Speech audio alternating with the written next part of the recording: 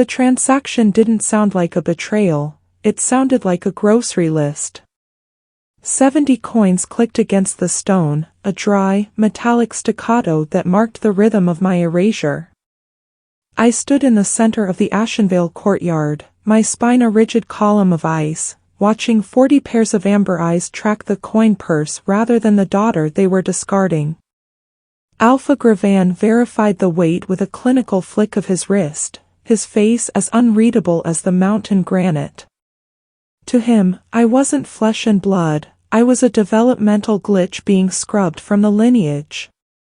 Near the weathered perimeter wall, Jonas Thalvyr remained a statue of dark wool and shadow. He didn't reach for me. He didn't speak.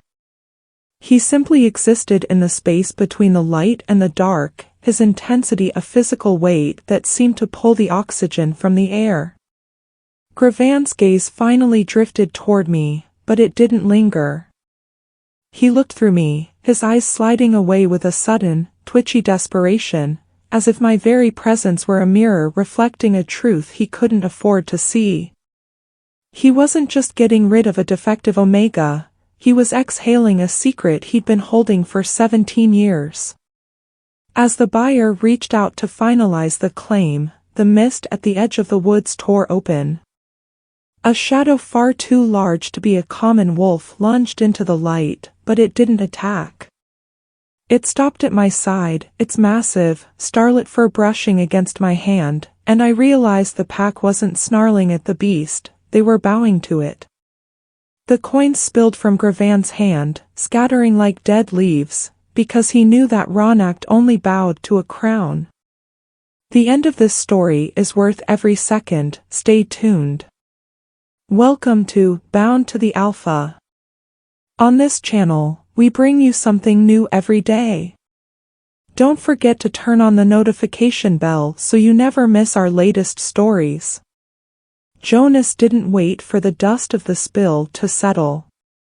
He moved with a predatory grace that made the buyer's scarred guards recoil, his silhouette slicing between me and the men who had just purchased my life.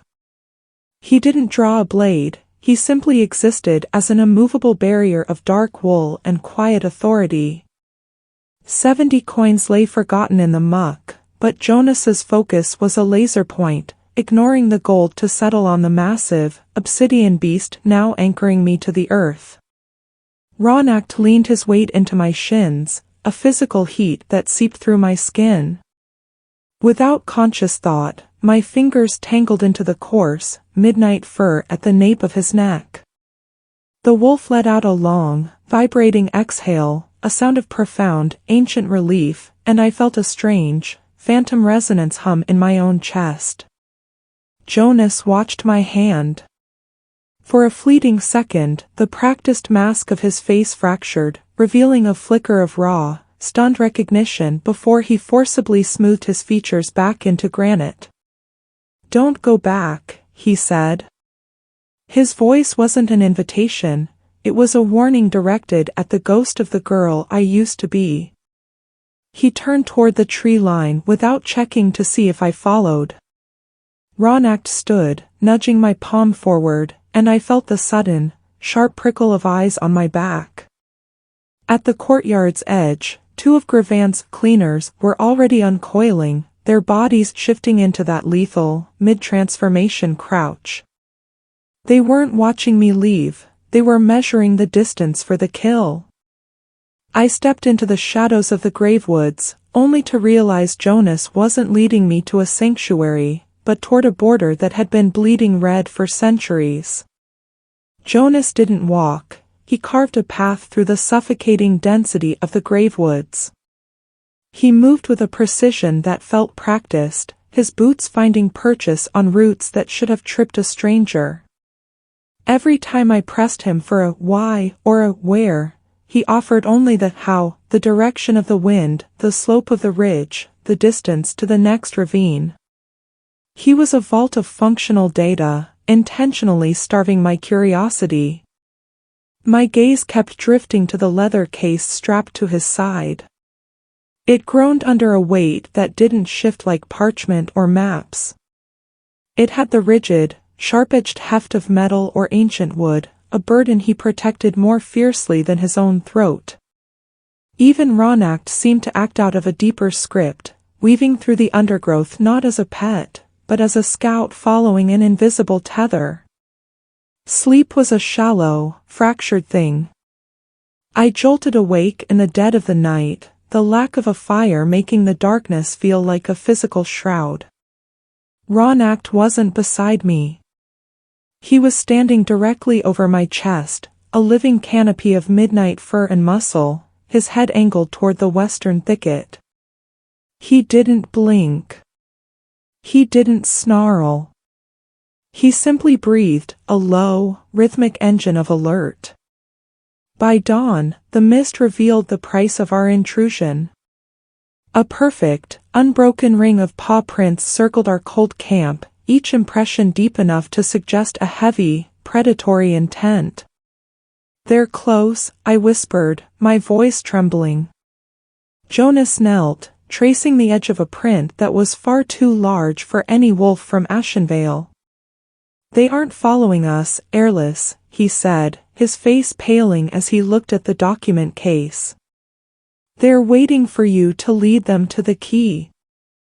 The outpost emerged from the suffocating canopy like a jagged tooth of moss-covered granite. It sat exactly where the gravewoods curdled into a landscape of ancient, gnarled briars, the Thornveil boundary. Jonas finally slowed, the tension in his shoulders uncoiling as we crossed a threshold marked only by a line of white stones half buried in the silt. He didn't offer a hand as I stumbled into the structure's damp, cool interior, but his voice carried a strange, resonant weight. "You're safe here, Eirlys. No alpha can touch what sits on this ground." I leaned against the sweating stone walls, my breath hitching in my throat. "Safety is a fairy tale, Jonas. This boundary, it hasn't meant anything since the reclamation. Pack law dissolved the Thornveil claims 20 years ago. The lands were reallocated. I learned that in my first lesson." Jonas stopped unbuckling the heavy leather case. He turned, the weak light from the narrow slit windows carving his face into sharp, unforgiving angles. He didn't look at me with pity, he looked at me with a terrifying kind of clarity. "Dissolved by whom, Eirlys?" The air in the room suddenly felt stagnant. I opened my mouth to cite the treaties, the histories my father had drilled into me, but the words felt like ash. Jonas stepped closer, his shadow stretching across the floor until it touched my boots. "The history you were fed wasn't a lesson," he whispered. "It was a burial." The day stretched into a suffocating quiet as Jonas vanished into the tree-line, leaving me alone with the beast. Rauhnacht didn't pace, he became a part of the architecture, his massive form a shadow that moved only when I did. In Ashenveil, my lack of a wolf was a curse, a hollow space where a soul should be. Yet, the black wolf treated the vacuum of my spirit like a throne. When I thought of the narrow window, he moved to clear my view. When I felt a prickle of unease at the heavy latch, he positioned his mountain of muscle between me and the entrance, his amber eyes fixed on the grain of the wood. He wasn't Jonas's hound. He was a sentinel waiting for my silent command. When Jonas finally returned, the air shifting as he crossed the threshold, the wolf's tension evaporated into a subordinate slump. I tried to speak, to describe the impossible telepathy of the afternoon, but Jonas simply hung his coat, his jaw tightening in a way that signaled the conversation was already finished. He knew. He had always known. Restless, I waited for the rhythm of his breathing to even out before I reached for the leather case. Inside, a single yellowed sheet slipped from a hidden pocket. My breath died in my throat. It was a bill of sale, the ink faded but the name screaming from the page. My mother's name was scrawled in an elegant hand, dated 17 years to the day, and beneath it, the exact same price Gravan had accepted for me. I wasn't the first Vornhagen he had bought, I was the second installment of a debt I never knew existed. I slapped the yellowed parchment onto the scarred timber of the table. Jonas didn't flinch, his gaze remaining fixed on the flickering candlewick as if the document were merely a shadow. Did you know? My voice cracked, the silence of the room amplifying the tremor. Before the 70 coins. Did you know who my mother was? Yes, he said, the word dropping like a stone into a well. How long, Jonas?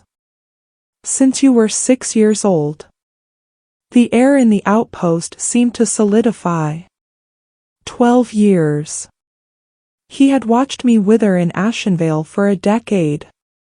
Jonas finally looked up, his eyes hard and clinical.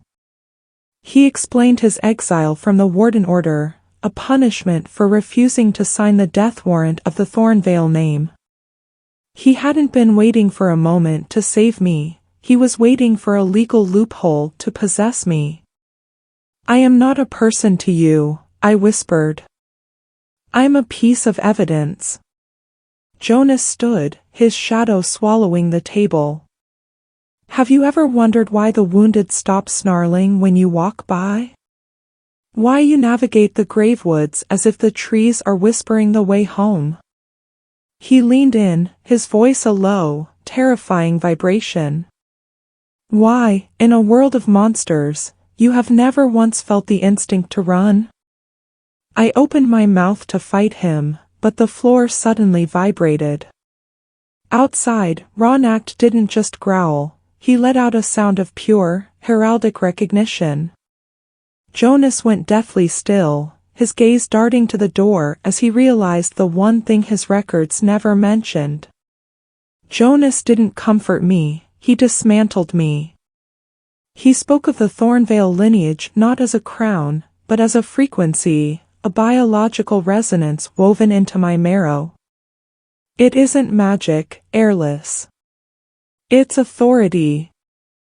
Wolves don't bow to you because they choose to, their instincts recognize a signal their modern laws tried to drown out 20 years ago. I looked at my hands, the skin still smudged with the grime of the Ashenveil courtyard. I didn't feel like a queen, I felt like a footnote in a ledger. Gravan hadn't sold a defective daughter, he had attempted to incinerate a living piece of evidence. My entire life, the silence, the isolation, the whispered insults, had been a carefully constructed play designed to keep me from ever testing the air. Strength replaced resonance because strength is easier to buy, Jonas continued, his voice cutting through the stagnant air of the outpost. The Thornveil alphas led by peace, which made them a liability to men who only understood the whip. You are the proof that their extinction was a lie. I stood, my knees trembling not from fear, but from the sudden, nauseating weight of the past. Every memory of my mother, every cold glance from Gravan, rearranged itself into a pattern of calculated cruelty. I was never a broken wolf. I was a biological kill switch for the current regime. A sudden, sharp snap of bone echoed from just beyond the stone threshold. Rauhnacht didn't growl this time. He lowered his head and backed toward me, his hackles rising in a way that suggested the hunters outside weren't looking for a girl. They were looking for the documents, and they had just realized I was the only one that mattered. The air outside the outpost didn't just turn cold, it curdled. For silhouettes detached themselves from the shifting fog, their eyes glowing like dying embers against the rot of the gravewoods. They had crossed the white stones. Gravan had shredded the last of the treaties, signaling that he'd rather trigger a war than let a living record breathe. Jonas's hand blurred toward the rack of blackened steel blades, his knuckles white, but I was already at the threshold. I didn't think, I moved. The silver-threaded rope had left raw welts on my wrists, but as I stepped into the humid dark, the stinging vanished, replaced by a terrifying, static hum in my blood. Rauhnacht paced beside me, a mountain of midnight muscle that didn't make a sound on the leaf litter. I stood in the center of the clearing, defenseless and unshifted, yet as the 4 hunters circled, the predatory heat of the woods began to drain away. I simply stared at them, not with the defiance of a victim, but with a crushing, silent expectation. One by one, the snarling subsided. The 2 youngest wolves dropped their haunches into the mud, their tails sweeping low in involuntary submission. The lead hunter, a brute who had terrorized my childhood, stood paralyzed, his massive frame vibrating with a violent internal war. He looked at my throat, then at my eyes, and his courage simply evaporated. He turned and fled into the dark, his pack following like beaten dogs.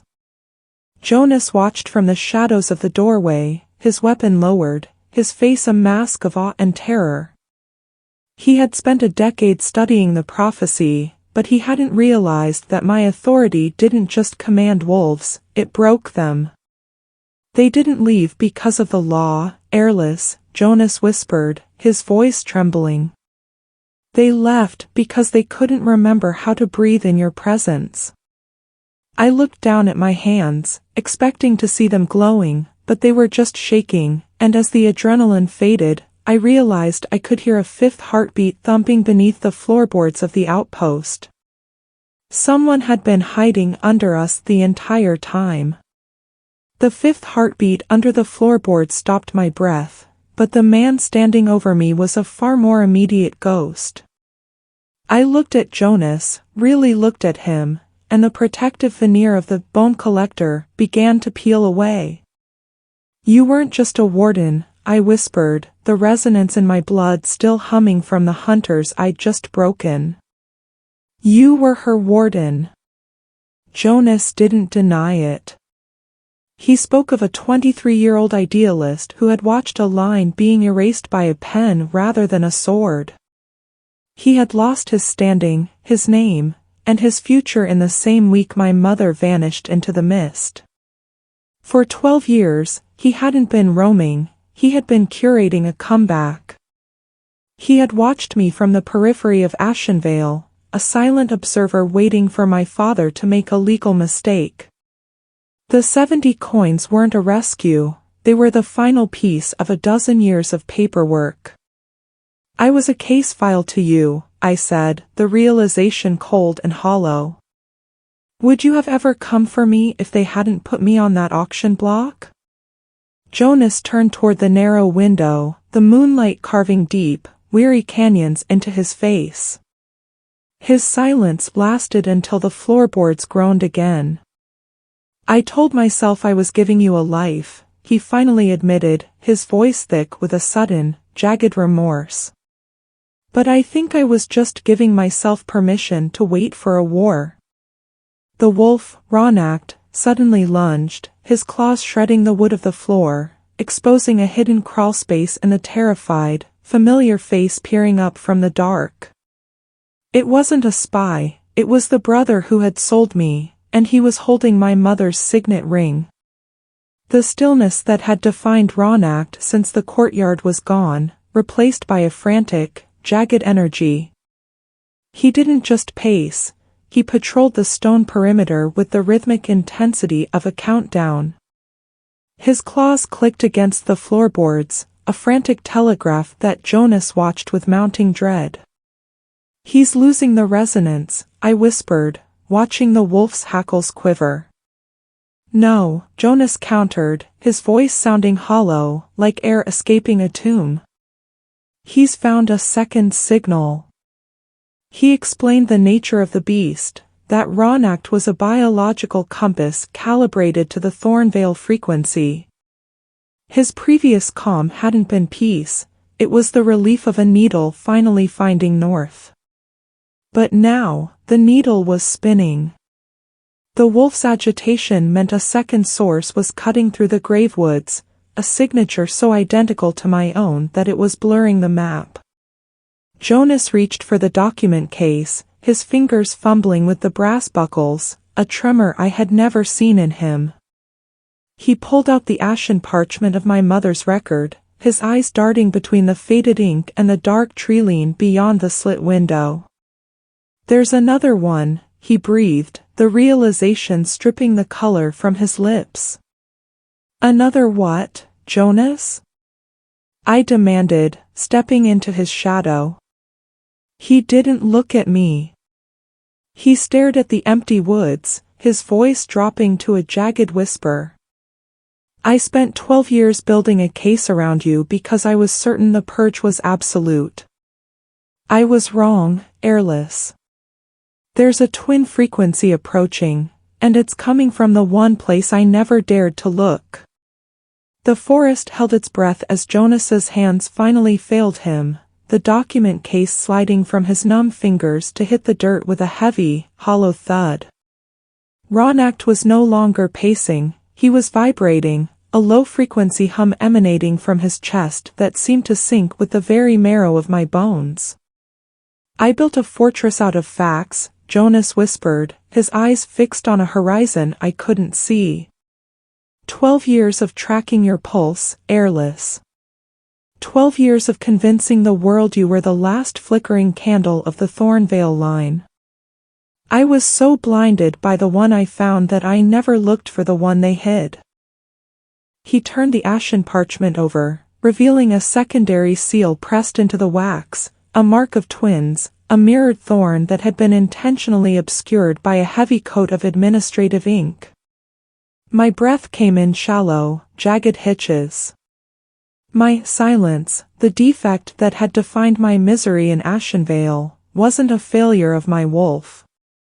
It was half of a psychic circuit, a receiver waiting for a transmitter that was currently standing in the center of Gravan Sok's inner circle. The resonance in Rauhnacht's throat spiked into a mournful, binary howl. He wasn't just smelling a relative, he was smelling the heartbeat of the person who had whispered my father's orders every single day of my life. Jonas gripped my wrists, his voice a jagged edge of terror. "The person who orchestrated your sale wasn't Gravan.